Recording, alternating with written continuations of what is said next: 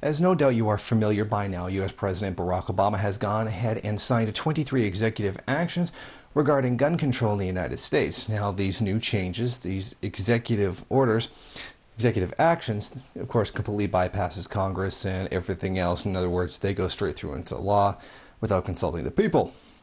Now, these all did come about as a result of the Sandy Hook school shooting in which 27 people died, 25 of them children. Now, this is one of the many times the U.S. president has actually done this, and by U.S. president, I do mean Barack Obama. Now, this is an item of great contention. This has a lot of people upset all across the spectrum. Whether you defend guns or you're against them, this has caused a great deal of anxiety among a lot of people, particularly among the pro-gun people like myself. Now, Vice President Joe Biden did speak on the matter, giving exactly what his intentions and the intentions of Barack Obama were. While there is no law or set of laws that can prevent every senseless act of violence completely, no piece of legislation that will prevent every tragedy, every act of evil, if there's one thing we can do to reduce the violence, if there's even one life that can be saved, then we've got an obligation to try, and I'm going to do my part. This will not happen unless the American people demand it. If parents and teachers, police officers and pastors, if hunters and sportsmen, if responsible gun owners, if Americans of every background stand up and say, enough, we've suffered too much pain and care too much about our children to allow this to continue, then change will come. That's what it's going to take. Although, interestingly to me, this sounds a lot like the rhetoric that came out after the terrorist attacks of 9/11, 2001. This sounds a lot like the language that was being used to justify the Patriot Act that came in afterwards, which actually restricted people's rights. Yes, taking away guns would be restricting a right, but many of them were taken away with the Patriot Act. And this is the same kind of language. This is the same kind of wording that's being used to justify it. Now, Obama's plan that the White House has put forward in a paper is called Now's the Time, which is a very ominous sounding title in giant, all caps, bold letters. Now's the time. I mean, that's going to, if people who are on the edge already, like Alex Jones and the vast majority of the NRA, that could be enough to push them over the top, because this is it's a very ominous sounding name, and it does seem kind of like Obama is doing this on purpose just to antagonize him, although he's probably not. It does certainly seem that way. Now, here are some of the proposals outlined in the plan. Closing background check loopholes to keep guns out of dangerous hands, banning military-style assault weapons and high-capacity magazines, and taking other common-sense steps to reduce gun violence, making schools safer, and increasing access to mental health services. Now, what's very interesting to me is one of these proposals actually makes sense. Number 4, increasing access to healthcare services. I mean, it's not like just a coincidence that countries like Western Europe or Canada have such a lower gun violence rate, while they also have an extensive access to mental health services. Not so much in Canada. We actually don't really have much in that way, because the vast majority of it is not covered by the universal healthcare system. However, in Western Europe, this is. Getting people who are mentally unstable help, people who could potentially be violent, help, would go a very long way in order to combating situations like this. How many times has these shooters been mentally unbalanced? The Aurora, Colorado shooting, the Sandy Hook shooting, the Trenchcoat Mafia back in Columbine, the school shooting, the Virginia Tech massacre. All of these were the result of mental illnesses that were not addressed. Now, of course, a person has to choose to go and get mental health, but in certain situations, a person can be forced. So these mental health services not being available to a specific, not being made available to the public, to people who genuinely need it, is obviously going to mean that the people who need this help are going to get left out. As I said, there's no coincidence that a lack of healthcare services does lead to an increase in gun violence. It is the person who's violent, not the gun. It is the person who's violent because they are mentally imbalanced. And because that service is not there for them to get, there obviously things like this happen. Of course, things happen like this in other countries. There's the case where the guy in China, he had a knife and he stabbed a whole bunch of children. a lot of children in one incident. However, the mental health service was not available. He didn't have a gun, but the mental health services are not available.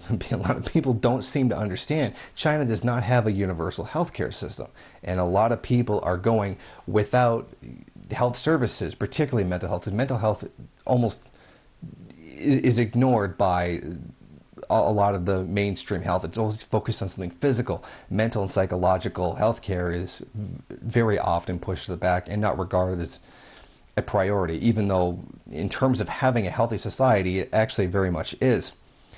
Now, the NRA has responded to this passing and some other things with an advertisement aimed directly at Barack Obama. Are the president's kids more important than yours? Then why is he skeptical about putting armed security in our schools when his kids are protected by armed guards at their school? Mr. Obama demands the wealthy pay their fair share of taxes, but he's just another elitist hypocrite when it comes to a fair share of security. Protection for their kids and gun-free zones for ours.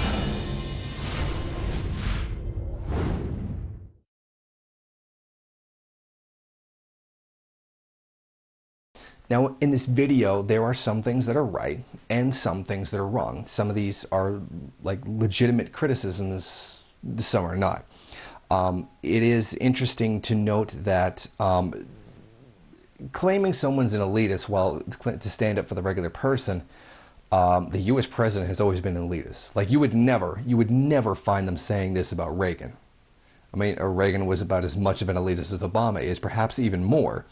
But that's not really important to the point of the story. It's not really important to the point about gun control. Just to note that showing some of the dishonesty that exists in the NRA and some of the dishonesty that exists in the pro-gun movement, which I would like to eliminate. I would like the pro-gun movement to be a lot better. This kind of thing would never be said about Reagan. These kinds of people would never say this kind of thing about Reagan. However, they also are very right. Barack Obama does have armed guards around his children all the time. And then essentially this bill would take that ability to have armed protection of one's children away from people, and the elite would still have it, and therefore Obama is a hypocrite because he does have armed people watching his children. Now you can rightly say, well, he is the U.S. president, he's probably one of the most hated people in the entire world because of his job and what that job does and what he does, and that you're damned right, he does need protection. I mean, he is the president, he is under threat, and him and his family does legitimately need protection. However, that's not to say that everyone else doesn't need some kind of protection for their own family.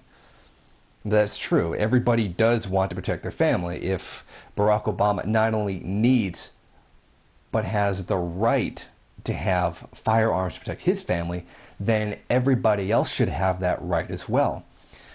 Protecting your family is not unique to being the president. It's not unique to living in the first world. It's not unique to living in the third world. And that is a right people should have to protect their families. And it is hypocritical of him to deny that ability to some people, and while he himself hasn't.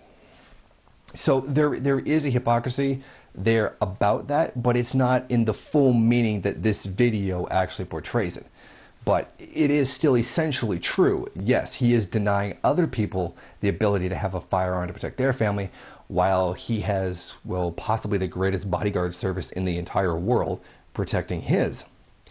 But I think there's a more important thing to note here about this. It's not completely about Barack Obama being a hypocrite for having a gun to protect his family while restricting the rights of others to have a gun to protect their families. Here's the more important part. The wealthy, the 1%, to use a term, the ruling class, they all have guns to protect their families in the form of private security, gated communities, things regular working class people don't have. Working class people don't have gated communities. We can't afford private security to protect our families. So this is not so much Obama being a hypocrite, but the ruling class itself. This is now, you take away these guns, this is now an ability the ruling class has to protect their families, but not one that we have to protect our own. To single out Obama in this situation is not correct. Yes, he is a hypocrite, but he is a hypocrite as a part of a class as a whole who will retain this privilege that regular working class, and particularly poor, will not have. And that's a more important thing to point out than particularly, singularly targeting the president, that this is a class issue. And by that virtue of regular working class people not having the means to defend themselves and their families the same way that the ruling elite would have, particularly with their own private armies in private security and contractors and stuff like that. But a lot of this does show that the ruling class itself is aware that the social contradictions in capitalism are starting to get out of control. Society is starting to break down. The social problems are getting worse. They acknowledge that. It'd be basically impossible to ignore that. They are well aware that this is going on. This is not done to protect the public. This is done to protect themselves from the public. They know that if things get much worse, people are going to start to revolt. And that kind of violence is going to be used against them. As a social system begins to break down, there's going to be more general violence throughout the society. And they are not immune from that violence, which is why guns are being taken away from regular people, but not themselves. They still have their private contractors. They still have their private security firms. And a lot of them still get protection from U.S. government institutions like the military, the Secret Service, the FBI, organizations like that. They are still retaining a form of protection while they know the society is breaking down. What they are doing is taking guns away from the people who they believe will be coming after, the people who will be suffering from this social breakdown, so that they don't get hurt, and disarm the people that they think is going to come after them. This is not some kind of grand totalitarian NWO scheme. This is just economics and politics. This is what happens to a society when those contradictions among it, both economic, political, and social, become acute. The system is breaking down. They know that. They're not stupid. They know they are to blame for it, and they know it's going to be them that people are going to come after. They know there's going to be a general increase in violence all across the country. And they know that while a lot of it may not be directed directly towards them, this will create a more hostile, more violent atmosphere. They want to take away guns from the people they know are going to commit it, whether through random acts of violence out of frustration or deliberate, possibly revolutionary acts against themselves. They themselves are retaining a protection for themselves against regular people. The people they are taking guns away from.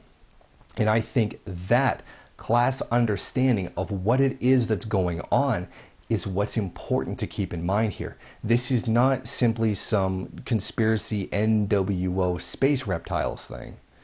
This is a real class antagonism. This is a manifestation of class war itself.